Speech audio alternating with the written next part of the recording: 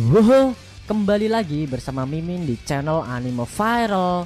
Fans One Punch Man silahkan merapat, karena di video kali ini kita akan membahas selanjutan cerita One Punch Man setelah berakhirnya season 2. Lebih tepatnya kita akan mereview manga One Punch Man revisi chapter 111 bagian ketiga versi Read OPM. Buat kalian yang belum lihat review chapter sebelumnya bisa klik link di pojok kanan atas video ini ya. Dan buat kamu yang cuma ngikutin animenya atau tidak mau kena spoiler, Mimin sarankan mending stop videonya aja dari sekarang. Nah, di chapter 111 bagian ketiga ini, Zombie Man bertarung habis-habisan melawan salah satu eksekutif asosiasi monster. Dan di chapter ini sepertinya Murata Sensei memberikan clue siapa musuh terkuat yang akan Saitama nanti. Penasaran bagaimana detail ceritanya? Mari kita bahas. Pada awal scene kita diperlihatkan Zombie Man yang sedang menyusuri lorong markas asosiasi monster sendirian. Dia mendengar suara gemuruh dan getaran yang begitu kuat akibat efek pertarungan dari Atomic Samurai dengan Black Spam. Dengan kejadian itu, Zombie Man merasa khawatir dengan kondisi pertempuran yang sedang terjadi.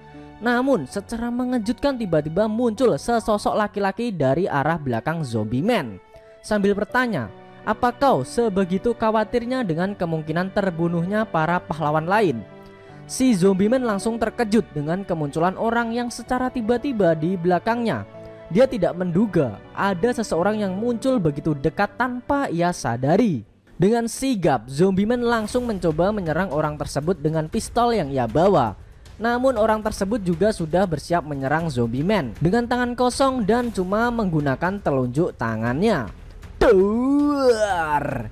Di luar dugaan, meski dengan tangan kosong namun orang tersebut mampu mengeluarkan serangan cahaya dari tubuhnya. Serangan yang dilancarkan orang tersebut sangat besar.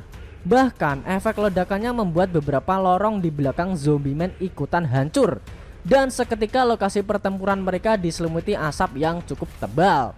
Ternyata orang yang menyerang Zombie Man adalah salah satu eksekutif asosiasi monster dengan level bencana naga bernama Homuresu Tei, atau dalam bahasa Inggris disebut Homeless Emperor. Dalam hatinya, Homeless Emperor berkata jika Zombie Man bahkan tidak sempat menyerang balik dan dia mati seketika. Setelah itu, Homeless Emperor mengeluarkan bola-bola cahaya yang diselimuti listrik dari kedua tangannya dan bersiap-siap melakukan serangan tambahan jika diperlukan. Dia bertanya-tanya apakah ini akan menjadi akhir dari mereka yang disebut sebagai para pahlawan. Homeless Emperor ternyata sudah melihat di situs resmi asosiasi pahlawan yang di sana ada info tentang ke-17 para pahlawan kelas S. Dengan percaya diri, menurut Homeless Emperor dia bisa menghabisi semua pahlawan itu sendirian. Tiba-tiba dari balik asap yang tebal itu Zombie Man melompat ke arah Homeless Emperor sambil berkata, "Tunggu dulu," dan melancarkan serangan balasan dengan tebasan kapaknya. Si Homeless Emperor terkejut, ternyata pahlawan yang sudah dia lukai dengan serangan begitu besarnya masih saja hidup. Lalu Zombie Man mencoba menebas Homeless Emperor. Wush! Namun dengan sigap Homeless Emperor dapat menghindar dan malah melancarkan serangan balasan dengan tangan kirinya ke arah kepala dari Zombie Man. Duar! Membuat kepala dari pahlawan kelas S peringkat 8 itu langsung hancur. Dan seketika tubuhnya langsung tersungkur ke lantai. Akan tetapi tiba-tiba terdengar suara aneh dari dalam tubuh Zombie Man yang terjatuh itu.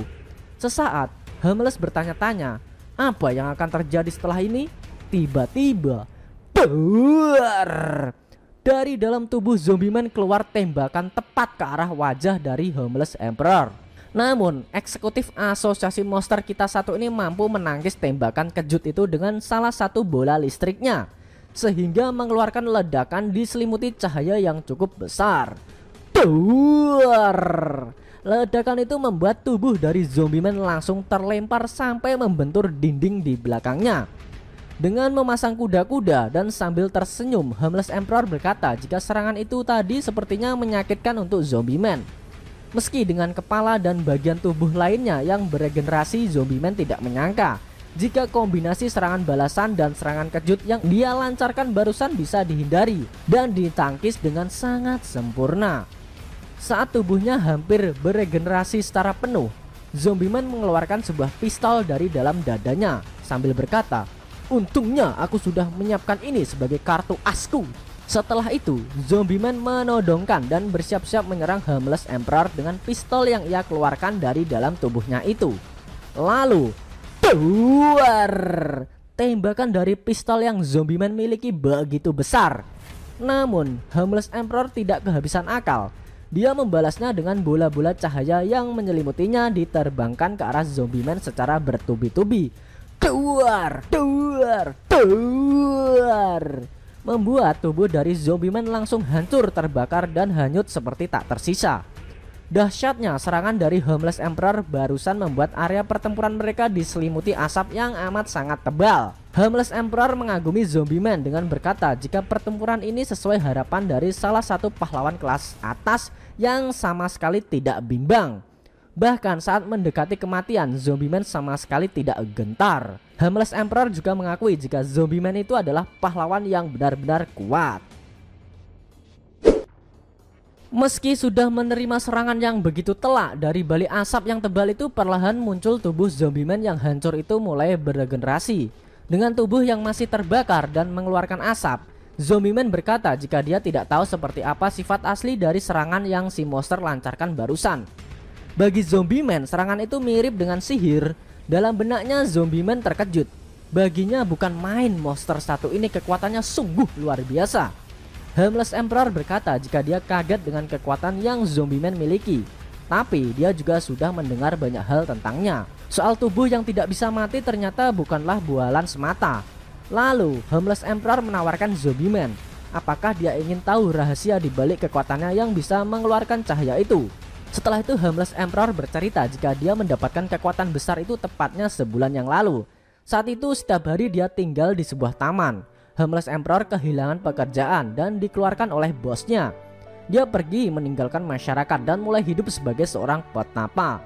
Sebelum itu, suatu hari dia dipanggil untuk menari telanjang di depan bosnya untuk menyambut rekrutan anggota baru. Dan keesokan harinya dia dipecat karena adanya pelecehan seksual. Tapi saat Harmless Emperor berada di taman dan melihat langit, kebencian terhadap bosnya itu dan hal-hal lainnya menjadi tidak lagi berpengaruh baginya. Sambil menatap langit, Harmless Emperor merasa jika bumi ini lebih hebat dari bangunan apapun yang dibuat manusia, dan langit itu lebih cerah dari lampu buatan manusia. Menurutnya, manusia hanyalah salah satu makhluk kecil yang diciptakan di bumi ini. Saat itu, Harmless Emperor mendapatkan pencerahan.